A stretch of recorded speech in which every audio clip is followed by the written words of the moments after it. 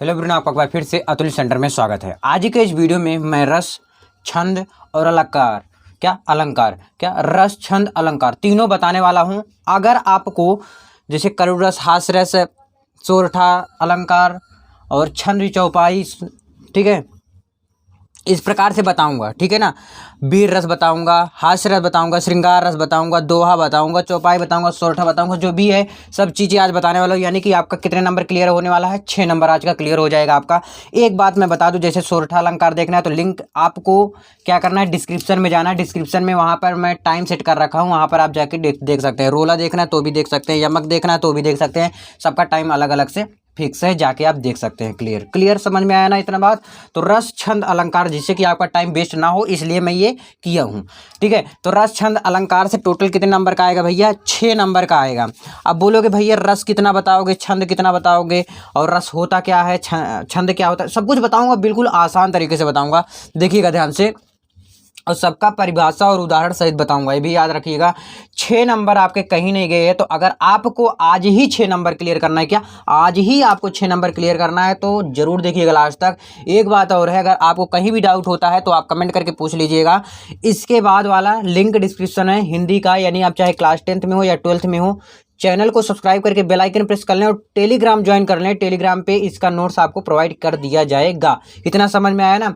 Telegram पे जैसे ही पहुंच जाएंगे तुरंत इस वीडियो पे आप कमेंट कीजिएगा, और इस तरह का हिंदी का वीडियो अब आपको मिलता रहेगा। आप कमेंट करके सिर्फ बताइएगा। तो रस, छंद, अलंकार। तो रस कितने होते हैं? रस भैया बहुत होते हैं। कितने होते हैं? बहुत होते हैं। लेकिन आपको याद कितना करना है? मैं 3-4 रस बताने वाला हूँ। कितना? 4 रस बता दूंगा टोटल। तो चलिए एक एक के बारे में, और बहुत ही अच्छी तरीके से लिखता हूँ। सबसे पहले मैं लिख लेता हूँ करुड़ रस। कौन सा रस? करुड़ रस। करुड़ रस लिख लेता हूँ। फिर इसके बाद क्या लिख देता हूँ? हास्य रस। हास्य रस। इसके बाद श्रृंगार रस। श्रृंगार रस। और इतना बेहतरीन तरीके से बताने वाला हूँ ना, आपको कहीं और शायद मिले। श्रृंगार रस, वीर रस, इतना आज रस मैं बताने वाला हूँ। यानी कि 2 नंबर में आएगा। ऐसे आएगा कि करुड़ रस व हास्य रस में से किसी एक का परिभाषा और उदाहरण लिखिए। क्या? परिभाषा और उदाहरण लिखिए, तो 2 नंबर आपको मिल जाएगा। तो 2 नंबर कैसे आप लेंगे? बहुत ही आसान तरीके से। तो इसमें आपको रस में पता चल जाएगा, फिर छंद में 2 नंबर और अलंकार में 2 नंबर, यानी कि सबका 2-2 नंबर, यानी टोटल 6 नंबर आज आपका डन होने वाला। उम्मीद करता हूँ आप लास्ट तक जरूर देखेंगे। रस क्या होता है? रस एक होता है जैसे चीनी पानी हो गया, इसको भी गाँव में लोग रस बोलते हैं। एक गन्ने का रस हो गया, ठीक है, गन्ने का जूस जो होता है उसको रस बोलते हैं। तो उसमें क्या होता है? एक आनंद उत्पन्न होता है पीने से। लेकिन ये चीज वो रस नहीं है जो पिया जाता है, वो रस नहीं है। इसमें क्या है? रस एक का शाब्दिक अर्थ है आनंद। आनंद क्या? आनंद यानी खुशी, समझ लो। जैसे किसी भी चीज को पढ़ने से, सुनने से जो खुशी उत्पन्न होती है, क्या? जो खुशी उत्पन्न होती है उसी को हम रस कहते हैं। अब लिखा कैसे हूँ? रस का शाब्दिक अर्थ है आनंद। काव्य को पढ़ने, सुनने, नाटक आदि को देखने के स्त्रोत अथवा दर्शक को प्राप्त होने वाला विशेष आनंद। यानी कि जो देखकर हम सब जैसे रामलीला देखते हैं तो उससे क्या मिलती है? हमें खुशी मिलती है। कोई मूवी देखते हैं तो क्या मिलती है? मुझे आनंद मिलता है। तो वो भी क्या है? एक प्रकार से रस है। जैसे कोई भी चीज़ है, कहानी वो पढ़ रहे हैं, मुझे खुशी मिल रही है। कोई किसी किसी को मैथ लगाने पे खुशी मिलती है, किसी किसी को फिजिक्स पढ़ने से, किसी को हिंदी पढ़ने से। इस प्रकार से खुशी जिस चीज़ में मिल जाए, जिस भी चीज़ को देखने से मिल जाए खुशी, जिस भी चीज़ को पढ़ने से, सुनने से खुशी मिल जाए, वही क्या होता है? रस होता है। समझ में आया कि नहीं? समझ में आया? देखिए रस के अवयव, इसमें कितने अवयव हैं? विभाव आएगा, अनुभाव एवं संचारी भाव के मिलने से रस की उत्पत्ति होती है। इनमें अस्थाई भाव संयोग से रस दशा का प्राप्त होता है। इसमें 4 अवयव हैं, सबके बारे में बताऊंगा। तो विभाव, अनुभाव और संचारी भाव, रस में कितने होते हैं? रस, विभाव, अनुभाव, संचारी भाव और अस्थाई भाव, 4 भाव हो गए, ठीक है ना। 4 अवयव हो गए। क्या क्या? विभाव है, अनुभाव है तथा संचारी भाव है। तो समझ में आया? अब चलते हैं रस की तरफ, यानी करुड़ रस, हास्य रस, श्रृंगार रस। एक एक करके देखेंगे बहुत आसान तरीके से। जो भी आपको परिभाषा या उदाहरण कठिन लगता है तो कमेंट कीजिएगा, उसका मैं क्या करूँगा, फिर से अलग से एक वीडियो सिर्फ उसी का बना दूंगा। क्लियर समझ में आया बात ना? तो चलिए अगले पेज में एक बारी फिर से कहना चाहूँगा, अगर आपको क्या अगर आपको नोट्स चाहिए तो टेलीग्राम ज्वाइन कर लीजिए, वहाँ पर आपको फ्री में अवेलेबल करा दिया जाएगा। एक करोड़ रस का अस्थाई भाव शो होता है, एक नंबर यहाँ से मिल जाता है। समझ, एक नंबर नहीं तो आधा नंबर यहाँ से आपका मिल जाएगा, तो आधा नंबर यहाँ से मिल जाएगा। तो इसको आपको ब्लैक पेन से कर देना। करोड़ रस का अस्थाई भाव क्या होता है? शोक होता है। अब इसको मोटे मोटे में समझ लेते हैं। करोड़ रस वह होता है, आपको मैं अपनी तरफ से बता रहा हूँ, जैसे कोई भी चीज़ को आप ना सोचे हों और वो चीज़ हो जाए। क्या अगर आप ना सोचे हों वो चीज़ हो जाए, जैसे किसी का एक एक्सीडेंट हो जाना, या आप सोचते हो जैसे मेला लगा है, क्लियर, छोटे हैं आप और मेला लगने वाला था, क्या मेला लगने वाला था लेकिन एक कैंसिल हो गया, तो मन में थोड़ा दुख होगा कि भाई काहे कैंसिल हो गया। अब बड़े हो गए हैं तो जाने का मन ही नहीं करता, लेकिन छोटे में ऐसा होता है। क्लियर, समझ में आया ना? अभी जैसे किसी का एक डेथ हो जाना, समझ में आया? या किसी भी प्रकार से आपको आपके जानने वाले का किसी प्रकार से चोट लग गया, तो एक मन में दुख होगा, एक मन में शोक उत्पन्न होगा। तो ये चीज़ है क्या? करुण रस। क्या है? करुण रस। यानी कि जो भी चीज़ को देख लेते हैं या जो भी सुन लेते हैं, अगर शोक है तो उसमें जब मन में जो शोक उत्पन्न होता है, जो मन में दुख उत्पन्न होता है, तो समझ जाइएगा कि ये मेरा अंदर क्या होता है? करुण रस उत्पन्न हो रहा है। क्या? करुण रस हो रहा है। क्या हो रहा है? करुण रस हो रहा है। समझ में आया कि नहीं समझ में आया? करुण रस बताया कि नहीं बताया? तो करुण रस क्या होता है? करुण रस का स्थायी भाव शोक है, यानी कि शोक मतलब दुख। शोक मतलब क्या होता है? दुख है। क्या? दुख है। जैसे बहुत दुख के साथ सूचित करना पड़ रहा है, जैसे किसी का डेथ हो जाता है जब, तो एक निमंत्रण आता है ना, तो बड़े दुख के साथ सूचित करना पड़ रहा है। तो वही चीज़ है इसमें भी कि शोक यानी कि दुख, यानी कि बड़े दुख के साथ जो भी होगा वह क्या होगा? करुण रस होता है। देखिए इसमें क्या लिखा हूँ, करुण रस का स्थायी भाव शोक है। जब यही शोक नामक स्थायी भाव विभाव, अनुभव एवं संचारी भाव से पुष्ट हो जाता है तो करुण रस की क्या होती है? उत्पत्ति होती है। क्या होती है? करुण रस की उत्पत्ति होती है। क्लियर, समझ में आया ना? अब हम आगे देखते हैं। अगला है हास्य रस। देखिए हास्य रस क्या है? हास्य रस का स्थायी भाव हास्य है। देखिए अब मोटे मोटे में इसको भी समझ लेते हैं। जैसे कोई भी चीज़ है उसको देख के आप हंसने लगे, जैसे मान लेते हैं, हंसना तो नहीं चाहिए उतना, जैसे नाटक है एक प्रकार से, देख के हंसने लगे, ये तो भाई ठीक है। अगर मान लेते हैं किसी का मुंह टेढ़ा है, आप उसको देख हंसना नहीं, तो प्रकृति बनाई है ना, भगवान बनाए हैं ना, लेकिन हंसना नहीं चाहिए। बता रहा हूँ एक बात, जैसे कोई भी ऐसा चीज़ है जो देखकर आप हंसने लगते हैं, जैसे नाटक है देख के हंसने लगे, मूवी है देख के हंसने लगे, ठीक है, कुछ ऐसी चीज़ है जो देख के आप हंसने लगते हो, क्या हंसने लगते हो, वह हास्य रस होता है। यानी कि हास्य रस का स्थायी भाव क्या होता है? हास होता है, या आधा नंबर आपको मिल गया, ठीक है। इसके बाद लिखेंगे जब किसी व्यक्ति वस्तु की वेशभूषा, वेशभूषा मतलब जो पहना है या उसका आकार, उसको जब देख के हमारे मन में जो आनंद उत्पन्न होता है, जो खुशी उत्पन्न होती है, जैसे आपका एक प्रकार से रिजल्ट आ गया, खुशी उत्पन्न होगी अगर अच्छा स्कोर किए हो, अगर नहीं किए हो तो दुख उत्पन्न होगी, तो क्या होगा? करुण रस हो जाएगा। लेकिन जब खुशी उत्पन्न होती है तो हास्य रस होता है। किसी भी चीज़ को खुशी हो जाती हो देख के, या क्या बताऊँ, समझ रहे हो ना बात? तो वही चीज़ है कि किसी भी चीज़ को, चाहे जो चीज़ हो, अगर आपके मन में वो देखकर खुशी हो रही है, क्या हो रही है? खुशी उत्पन्न हो रही है, तो वह हास्य रस होता है। क्लियर। देखिए इसमें और एक चीज़, मैं आपको करुण रस तो बताया था, लेकिन इसका उदाहरण देख लीजिए, ठीक है? क्या उदाहरण देख लीजिए, उदाहरण तो आपको बताया ही नहीं मैं, उदाहरण तो बताया नहीं। हे खग मृग हे मधुकर श्रेणी तुम देखी सीता मृग नयनी। क्या कहते हैं? श्री राम जी कहते हैं पशु पक्षियों से कि तुम सीता को देखियो, मतलब इस प्रकार से कहते हैं। तो इसका एक उदाहरण तो मतलब लिखना नहीं पड़ता है ना, तो इसको जाने दीजिए व्याख्या, तो ये समझिए। तो हास्य रस क्या होता है? स्थायी भाव इसका हास होता है। जब किसी व्यक्ति वस्तु को वेशभूषा, वाणी, चेष्टा, आकार को देखकर मन में जो आनंद उत्पन्न होता है, जो खुशी उत्पन्न होती है, उसे हम क्या कहते हैं? हास्य रस कहते हैं। बिंदे के वासी उदासी तपोव्रत धारी महाविंदु नारी दुखारे गौतम तीय तरी तुलसी सो कथा सुनिभे मुनि वृंद सुखारे। अगर ये आपको नहीं याद होता है, सुखारे हैं, ये देख लिए सुखारे, ठीक है। अगर आपको ये चीज़ नहीं याद होता है तो कमेंट कीजिएगा, मैं आपको दूसरा बताऊंगा हास्य रस का। और वैसे भी मैं बता रखा हूँ, जाके देख लीजिएगा, इजी वाला भी बता रखा हूँ, ठीक है ना। इसमें एकदम थोड़ा सॉलिड लिया हूँ, लेकिन बहुत दमदार है, ज़्यादा कठिन भी नहीं है। अभी आपको आगे जो है बहुत ही इजी मिलने वाला है। तो करुण रस, हास्य रस, दोनों रस क्लियर हुआ। अब हम अगला रस अगले पेज में चलो देखते हैं। अगला है श्रृंगार रस। श्रृंगार रस प्रेम हो गया, एक नायक एक नायिका, एक नायक एक नायिका, जैसे मान लो दो लोग से जैसे प्यार हो गया, तो क्या होता है? श्रृंगार रस होता है। क्या होता है, श्रृंगार रस होता है। जैसे एक नायक होगा, एक नायिका। अब नायक नायक तो करेंगे नहीं, नायिका नायिका तो करेंगे नहीं, तो नायक नायिका करेंगे ना। तो श्रृंगार रस का स्थायी भाव क्या होता है, प्रेम होता है। रति, रति माने क्या होता है, प्रेम होता है। तो आधा नंबर यहाँ से आपका उठ गया, रति क्या आपका आधा नंबर उठ गया। जब नायक नायिका के मन में एक दूसरे के प्रति प्रेम उत्पन्न होकर विभाव, अनुभाव एवं संचारी भाव के योग से अस्थायी भाव रति जागृत हो तो उसे श्रृंगार रस कहते हैं। उसे क्या कहते हैं, श्रृंगार रस कहते हैं। जैसे कोई भी चीज देख कर जो मेरे मन में खुशी उत्पन्न होती है, जो प्रेम उत्पन्न होता है, उसे हम क्या कहते हैं, श्रृंगार रस कहते हैं। क्या कहते हैं, श्रृंगार रस कहते हैं। समझ में आया कि नहीं। श्रृंगार रस किसे कहते हैं, जैसे कोई भी चीज है उसको देखकर जो मन में प्रेम उत्पन्न होता है, जो खुशी मिलती है।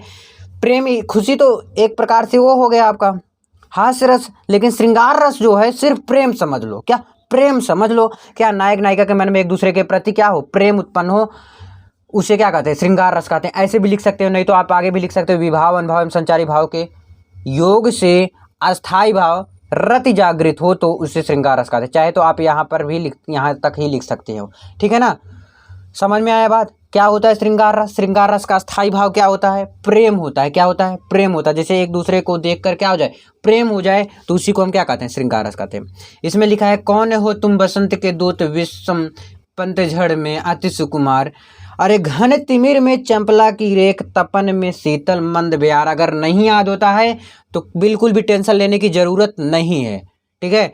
आप कमेंट कीजिए, मैं आपको दे दूंगा इसका अलग से वीडियो, नहीं तो आपको लिंक डिस्क्रिप्शन में डाल रखा हूँगा। अगर बताया हूँ अलग से तो उसका लिंक डिस्क्रिप्शन में आपको मिल जाएगा। क्या, डिस्क्रिप्शन में जाइए, आप चेक कीजिए, इससे आसान एग्जाम्पल आपको मिल जाएगा। क्या, वहाँ पर मिल जाएगा, जाइए ध्यान से। वीर रस, क्या चीज़, वीर रस। वीर रस क्या होता है, देखिएगा। वीर रस का स्थायी भाव उत्साह होता है। जैसे वीर रस, जैसे उत्साह, जैसे एक दूसरे से अगर मान लो मार कर लिए और आप उसमें जीत गए, क्या जीत गए, तो वीर रस होता है।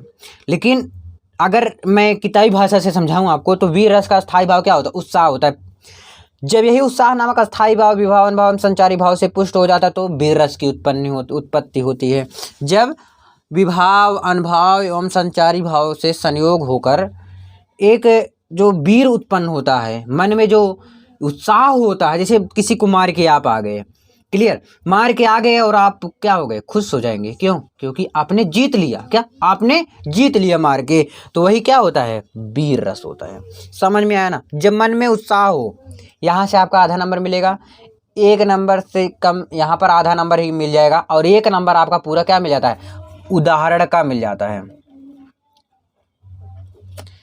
मैं कहता हूँ मैं बढ़ता हूँ, मैं नभ की चोटी चढ़ता हूँ। क्या, मैं कहता हूँ मैं बढ़ता हूँ, मैं नभ की चोटी चढ़ता हूँ, मतलब इसमें वीर की गाथा गाया गया है। कुचला जाकर भी धूली सा, अब जैसे चींटी है, बार बार चढ़ता है, बार बार गिरता है, लेकिन वह हार मानता है नहीं, वह चढ़ता जरूर है, लेकिन चढ़ भी जरूर जाता है, लेकिन गिरता कितनी बार है ये आप सबको भी पता है। तो मैं कहता हूँ मैं बढ़ता हूँ, मैं नभ की चोटी चढ़ता हूँ, अरे कुचला जाकर भी धूली सा, आंधी सा उमड़ता हूँ, मेरे जीवन ललकार बने, असफलता ही असी धार बने। क्या, असफलता ही असी धार बने, जो मेरी असफलता है वही मेरा क्या हो, कहानी बने, एक प्रकार से वही मेरी सफलता का कारण बने। जैसे लोग कहते हैं ना, हो सकता है हार नहीं मानना चाहिए। क्या, हार नहीं मानना चाहिए, क्योंकि एक असफलता ही आपका हो सकता है वेट कर रहा हो सफलता के लिए। क्या, एक सफलता ही आपका वेट कर रहा हो, एक असफलता ही आपका वेट कर रहा हो सफलता के लिए।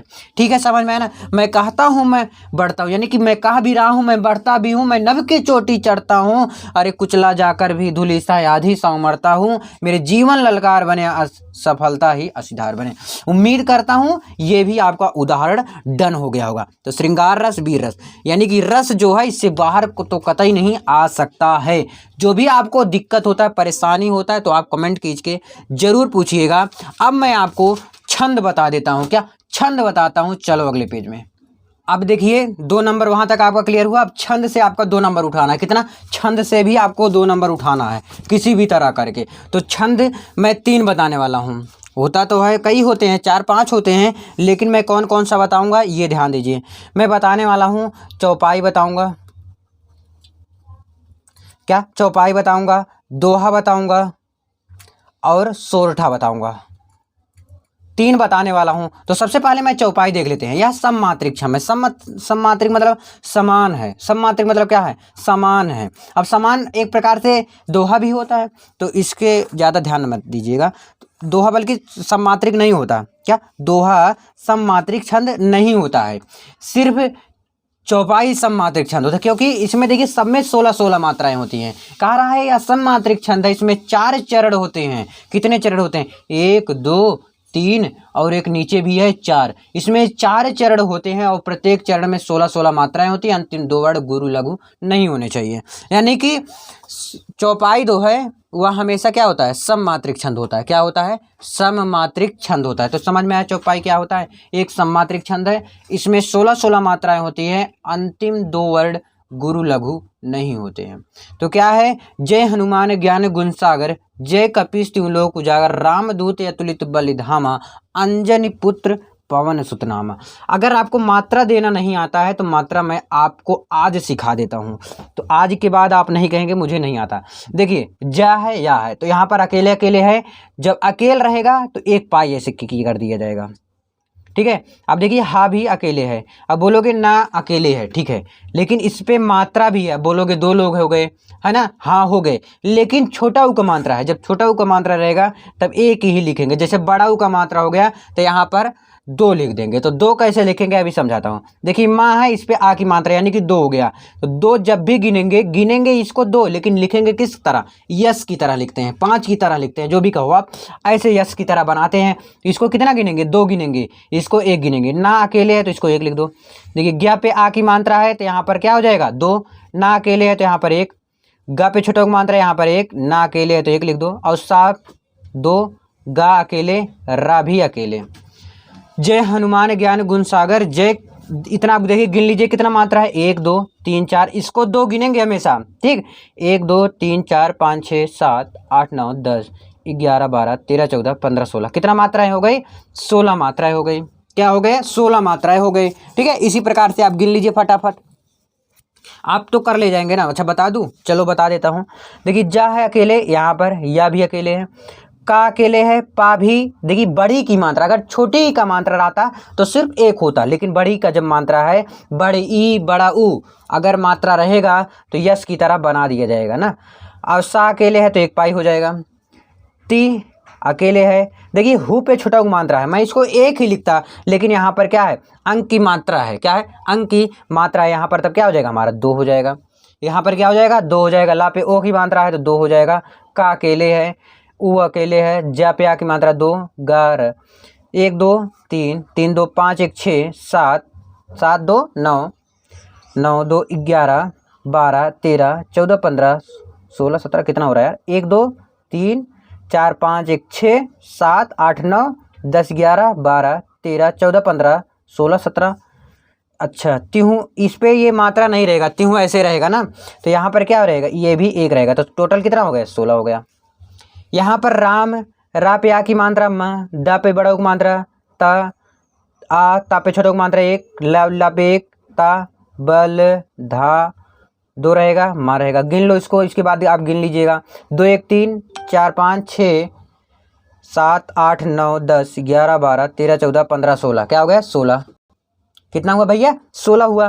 तो यहाँ पर लिख दो 16। ऐसे ये भी 16 आएगा। अंजनी, क्या? अंजनी, तो 2 यहाँ पर भी हो गए, 1 यहाँ पर, यहाँ पर 1, यहाँ पर पवन 1 1 नाम, यहाँ पर भी गिनिएगा 16 आएगा। तो छंद में आपका जो चौपाई है वह क्या हो गया? क्लियर हो गया। बोलो क्लियर हुआ कि नहीं हुआ? क्लियर हुआ कि नहीं हुआ? बताओ, है आसान कि नहीं? चलो अब दोहा देख लेते हैं। यह सम लिखा था, लेकिन यह जो है अर्ध सममात्रिक होता है। क्या होता है? अर्ध सममात्रिक छंद होता है।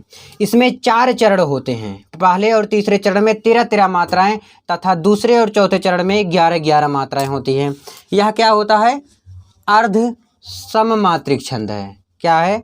अर्ध सममात्रिक छंद है। ध्यान से सुनिएगा, यह अर्ध सममात्रिक छंद है। इसमें 4 चरण होते हैं। कितने चरण होते हैं? 4 चरण होते हैं। पहले और तीसरे, ध्यान दीजिएगा, पहला और तीसरे चरण में 13-13 मात्राएं तथा दूसरे और चौथे चरण में 11-11 मात्राएं। देख लीजिए, ज या भी अकेला, माँ पे आ की मात्रा 2 2, 2, देखिए इसमें पहले 4 चरण गिना देता हूँ, 1 2 3 4। पहले और तीसरे में ध्यान दीजिएगा, पहले और तीसरे में 13 13 होना चाहिए, और इसमें दूसरे और चौथे में 11 11 होना चाहिए बस। 6 यहाँ पे भी तालक, देखिए ये 1 2, फिर 2 यहाँ पर भी है, 2 यहाँ पर, तो 4 5 6 7 8 9 10 11 12 13, कितना हो गया टोटल? 13 हो गया।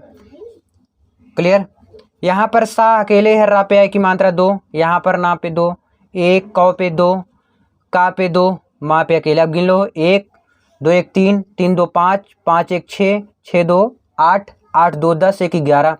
तो पहले में 13 आया, दूसरे में 11। अब इसमें कितना आना चाहिए? इसमें भी 13 आना चाहिए। मन का पे आ की मात्रा है, और यहाँ पर बूंदी भी है तो 2 रहेगा, और 3 मात्रा कभी नहीं होता, ठीक है, नहीं तो कहो भाई ये 3 भी मात्रा होता है, इसमें भी रहेगा।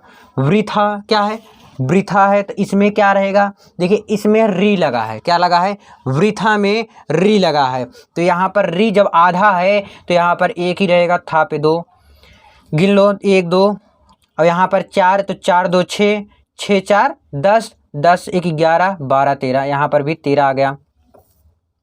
सांचे, यहाँ पर 2 उठा, यहाँ पर भी 2, यहाँ पर 2 2 2 1, तो 2 2 4 4 4 8 2 10 1 11, ठीक है। तो पहले और तीसरे चरण में 13 13 हो गया। क्या हो गया? पहले और तीसरे चरण में 13 13 हो गया, और दूसरे और चौथे में क्या हो गया आपका? 11 11 मात्राएं हो गई। क्या क्या हो गई? 11 11 मात्राएं हो गई। तो समझ में आया कि नहीं समझ में आया? है आसान कि नहीं है? बताइएगा आप सब।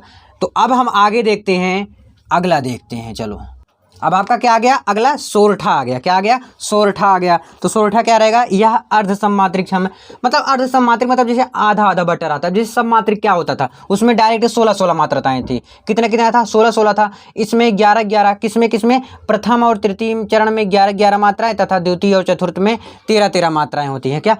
पहले और तीसरे में 11 11 मात्राएं होंगी। क्या? यह पहले और तीसरे में 11 11 मात्राएं होती हैं, फिर द्वितीय और चतुर्थ में 13 13 मात्राएं होती हैं। ठीक है, समझ में आ रहा है ना? यह दोहा छंद का विपरीत होता है, यानी कि दोहा में क्या था? सेम उल्टा था।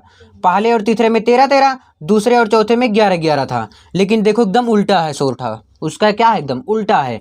तो यह अर्ध सम्मात्रिक छंद है।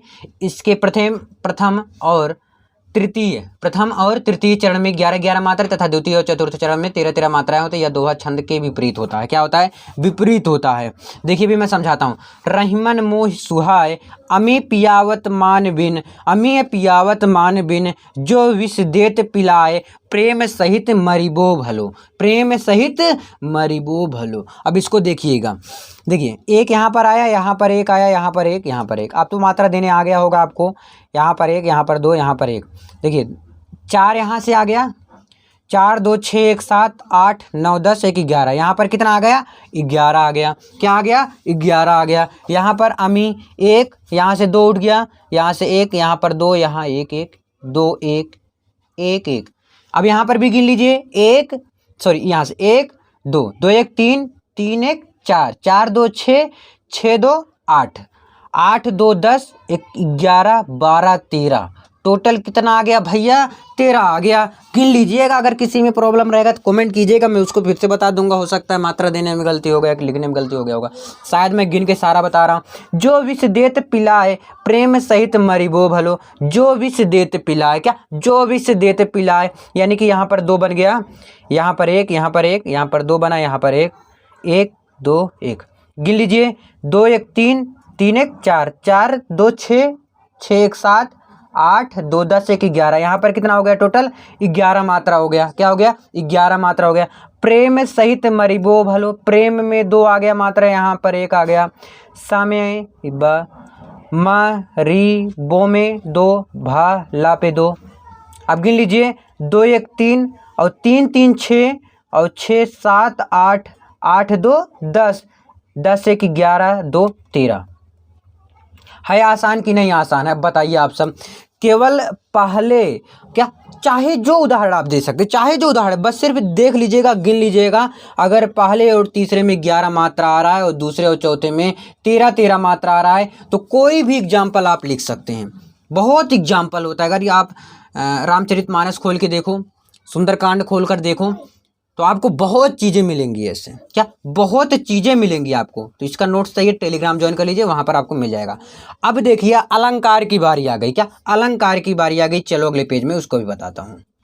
अब देखिए अलंकार में आपको 4 अलंकार बताने वाला हूं। तो सबसे पहले हम एक एक करके देखते चलेंगे और बताते चलेंगे, ठीक है ना। तो सबसे पहले हम देख लेते हैं अनुप्रास अलंकार क्या होता है। बहुत आसान है, क्या है, बहुत आसान है। जब एक ही वर्ड या अक्षर बार बार आए तो यहाँ अनुप्रास अलंकार होगा। यानी जैसे कोई एक अक्षर है, वही चीज बार बार आए, क्या बार बार आए, तो वहीं क्या होता है, अनुप्रास अलंकार होता है। जैसे तरन तनुजा, तरन तनुजा, तट तमाल, तट तमाल, तट तमाल, तरुअर बहु छाय। एक बार देखो यहाँ पर भी ता आया, यहाँ पर भी ता आया, यहाँ पर ता आया, यहाँ पर ता आया, यहाँ पर ता आया। देखो कितनी बार आया है। चाहे जो एग्जाम्पल आप ले सकते हो, लेकिन देखिए कितनी बार ता आया है। यानी कि जब एक ही शब्द, क्या एक ही शब्द वह कई बार आ जाए, क्या कई बार आ जाए, तो वहाँ अनुप्रास अलंकार होता है। क्या होता है, अनुप्रास अलंकार। अनुप्रास अलंकार क्या होता है, जैसे एक ही शब्द है, एक ही अक्षर है, एक ही वाक्य है, कई बार आ जाए तो वहाँ अनुप्रास अलंकार होता है। क्या होता है, अनुप्रास अलंकार होता है। समझ में आया कि नहीं आया, बोलिएगा, समझ में आया कि नहीं आया। अब हम आगे देखते हैं यमक अलंकार। जब एक ही शब्द 2 या 2 से अधिक बार प्रयोग हुआ हो, जैसे एक ही शब्द है वह 2 या 2 से अधिक बार प्रयोग किया गया हो, लेकिन प्रत्येक बार अर्थ अलग हो। यानी कि जैसे कोई भी एक शब्द मान लेते हैं, सपोज दैट वह कई बार हो, क्या कई बार हो। जैसे आप बोलते हैं सही चीज़ बोलते हैं, लोग गलत मान लेते हैं, क्या लोग गलत मान लेते हैं, क्यों, क्योंकि वो समझ नहीं पाते तो आप कहना क्या चाहते थे। तो यही चीज़ है यहाँ पर। अभी मैं लिख के बता देता हूँ, कनक कनक, कनक कनक ते 100 गुनी, कनक कनक ते 100 गुनी, मादकता अधिकाय, मादकता अधिकाय, कनक कनक ते 100 गुनी, क्या कनक कनक ते 100 गुनी, मादकता अधिकाय, या खाए बौराय, या खाए बौराय जग, वा पाए बौराय, वा पाए बौराय। ध्यान दीजिए, कनक कनक ते 100 गुनी, मादकता अधिकाय, या खाए बौराय जग, वा पाए बौराय। यानी कि कनक कनक, यानी कि एक का कनक मतलब धतूरा और एक कनक का मतलब सोना। यानी कि दोनों का देखिए अर्थ जो है अलग अलग हो रहा है। एक का धतूरा होता है, एक का सोना होता है, लेकिन अक्षर तो एक ही है भैया। कनक यहाँ पर भी लिखा है कनक, यहाँ पर भी कनक लिखा है, यानी कनक कनक दोनों तरफ लिखा है, लेकिन दोनों का जो अर्थ है, एक का हो गया धतूरा और एक का हो गया सोना। तो एक ही शब्द 2 या 2 से अधिक बार, लेकिन उनका जो अर्थ हो वह भिन्न भिन्न हो, डिफरेंट हो, अलग हो, उसे हम यमक अलंकार कहते हैं। समझ में आया ना। कह रहा हूं कनक कनक ते 100 गुनी, मादकता अधिकाय, या खाए बौराय जग, वा पाए बौराय। समझ में आया कि नहीं। अब हम आगे देखते हैं, क्या अब हम आगे देख लेते हैं। चलिए, रूपक अलंकार। क्या रूपक अलंकार, रूपक अलंकार क्या होता है, जहां उपमेय में उपमान की एक रूपता बताई जाए। क्या बताई जाए, एक रूपता बताई जाए। जैसे चरण कमल बंदो हरिराई, इससे आसान क्या हो सकता है, बंदो हरिराई। यानी कि श्री कृष्ण के चरण की जो वंदना किया जा रहा है वो कमलों से किया जा रहा है। यानी कि श्री कृष्ण जी के चरण का जो वंदना किया जा रहा है वह कमलों से किया जा रहा है। ठीक है, ये उदाहरण इसका समझ में आया ना। अब एक और है, मन सागर मनसा लहरी, बूढ़े बहे अनेक। लिख दूं, ये भी लिख लो। मन, उम्मीद करता हूं आप ऊपर वाले ही लिखेंगे, बहुत आसान है। मन सागर मनसा, मन सागर मनसा लहरी, मन सागर मनसा लहरी, बूढ़े बहे अनेक, बूढ़े बहे अनेक। यानी कि चरण कमल बंद हो रहा है, पहले चरण की कमल की वंदना किया जा रहा है, फिर उसके बाद कि किसके, श्री कृष्ण जी के। अब दूसरा है मन सागर मनसा लहरी, बूढ़े बहे अनेक। एक ही लिखना है आपको, 2 तो लिखना नहीं होता है। समझ में आया कि नहीं। है आसान ना। अब हम आगे देख लेते हैं फटाक से बिना देरी किए हुए। चलो देखते हैं अगले पेज में। अगला है आज का लास्ट है 6 नंबर आपका हो गया आधे घंटे में। जहां उपमेय से उपमान की समानता व्यक्त किया जाए। क्या? जहां पर उपमेय में उपमान की समानता व्यक्त किया जाए वहां पर उपमा अलंकार होता है। जैसे उदाहरण हम देखेंगे अगर, तो हमारा क्या हो जाएगा उदाहरण में, हरिपद कोमल कमल से, कोमल कमल से, हरिपद कोमल कमल से। एक ये भी हो गया। अगर एक और लिख सकते हैं, पीपर पात सरिस मन डोला। ये तो आप बहुत सुने होंगे, सरिस मन डोला। एक ही लिखना है आपको, चाहे ये वाला लिख लो चाहे ये वाला। उम्मीद करता हूँ आज का आपका समझ में ज़रूर आया होगा। अगर समझ में आया तो प्लीज़ लाइक कर दीजिए, चैनल को सब्सक्राइब नहीं किया कर लीजिएगा। उम्मीद करता हूँ समझ में ज़रूर आया होगा। मिलते हैं वीडियो में, बाय बाय, टेक केयर।